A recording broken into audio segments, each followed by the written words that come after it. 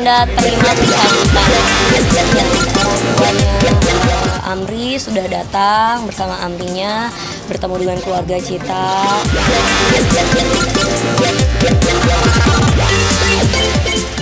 Agni tidak seperti anak remaja biasa. Dia rendah hati, dia sangat dermawan.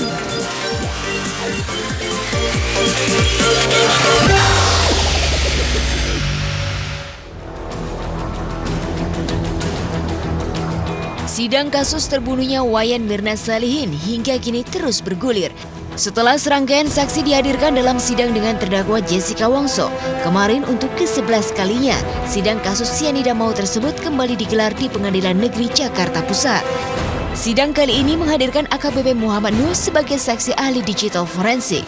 Dalam keterangannya di ruang sidang, saksi ahli memastikan jika rekaman CCTV yang sempat dilakukan pihak pengacara Jessica tersebut adalah asli, bukan rekayasa. Jadi saya kira sudah cukup jelas bagi kita ya.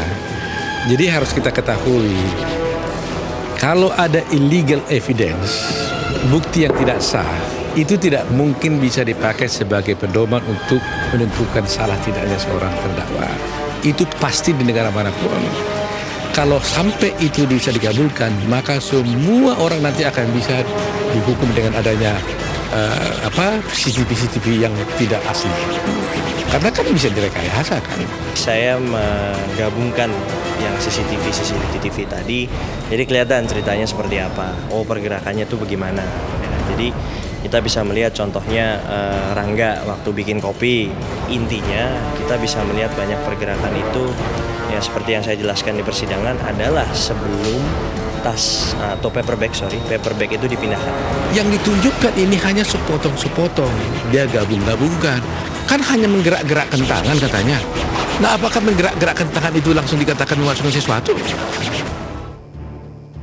Selain sidang sengketa ihwal pembahasan bukti digital forensik dengan barang bukti CCTV dalam sidang kemarin, kehadiran mantan Direktur Reserse Kriminal Umum Polda Metro Jaya, Kombes Krisnamurti, juga menjadi buruan awak media tersendiri. Apalagi ia adalah sosok yang mengawali pengusutan kasus terbunuhnya Mirna. Namun saat ditanya tentang isi materi dalam sidang, Krisna enggan bicara ke awak media. Jadi apa yang ada di peradilan ini awalnya dari kami. Kami memastikan apa yang kami lakukan sinkron dengan apa yang dilakukan pada sistem peradilan pidana. Penyidik Polda Metro Jaya sama sekali tidak dari awal meletakkan satu orang tertentu sebagai tersangka. Tidak. Jadi itu dilakukan secara komprehensif, teliti terhadap konstruksi kronologis peristiwanya. Ya. Saat tudingan begitu deras dialamatkan padanya, kemarin Jessica tampak dingin kala berpapasan dengan awak media. Hanya beberapa patah kata ia ungkapkan untuk memenuhi permintaan awak media.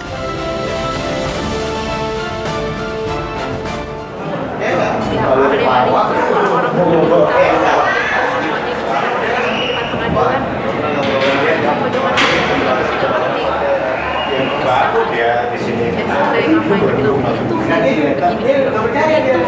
Dia semuanya kayak menurut saya kalau saya sendiri itu yang bikin saya capek. Aku sih saya lagi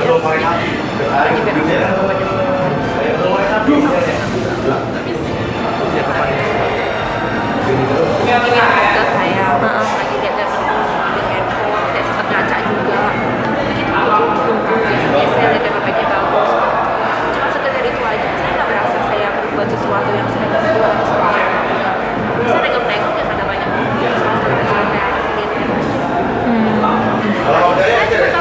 cuma naikin doang. Iya. Itu setir. Cuman dinaikin doang ya celananya. Ulang. Iya. Saya sendiri, apa sih? Saya cuma naikin celana doang. Dia bilang saya nggak tahu lah apa. Bagaimana saya bisa kejadian itu? Coba deh, 10 detik aja renungkan bagaimana menjadi saya di posisi yang saya ini sebenarnya tidak bisa apa-apa. Manusia cuma pengen telan saya udah nggak tahu siapa ini. Saya udah nggak tahu detik ini banyak korban.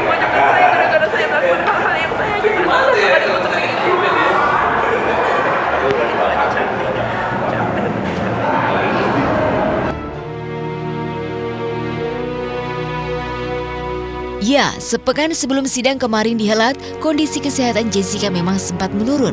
Bahkan Selasa siang lalu, ibunda Jessica Imelda Wongso sempat menjenguknya di rutan Pondok Bambu Jakarta Timur. Menurut Imelda Wongso, Jessica sempat mengeluhkan nyeri di dadanya.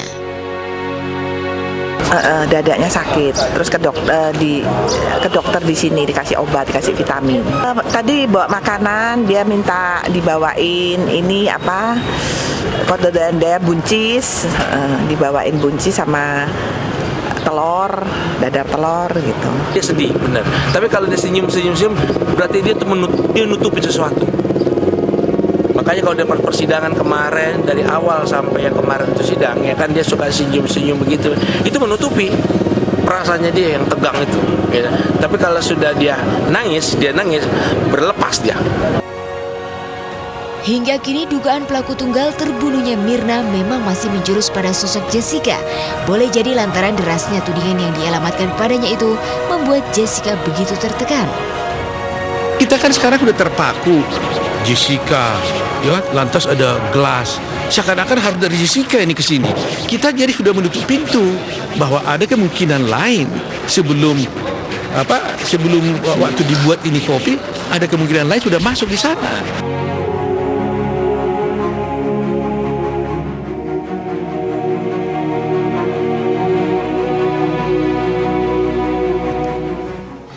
Ya, memang cukup lama ya masalah yang terjadi dari Jessica Wongso yang memang tentang kasus kopi sianida. Betul sekali ya, Ben. Jadi ya mudah-mudahan ini kita bisa lihat bagaimana akhirnya seperti apa. Juga seperti apa gitu kan ya, dan nanti kita juga bisa mengetahui sebenarnya siapa sih yang salah di dalam kasus itu sendiri gitu kan ya. Dan dari Jessica sendiri tadi mengakui jika memang dirinya tidak bersalah gitu, tapi kan memang pendapat orang dan juga persepsi orang pasti berbeda-beda, Ben. Ya, gitu. Setiap orang pasti tidak pernah mengaku dirinya salah atau apapun, tapi biarkan nanti proses hukum dan juga bukti-bukti yang memberikan hasil ya siapa yang salah, siapa yang benar. Tapi yang pasti juga mudah-mudahan kita juga yang menyaksikan tidak menjadi hakim atau menyalahkan kasus orang lain atau permasalahan orang lain ya.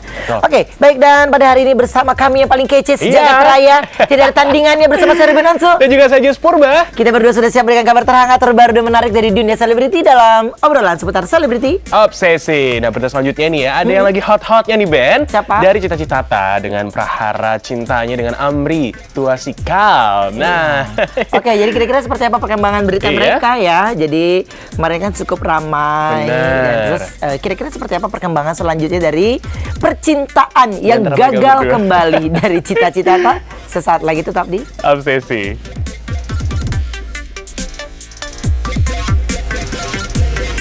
Pada terima pencabutan, ya orang tuanya Amri sudah datang bersama Amrinya bertemu.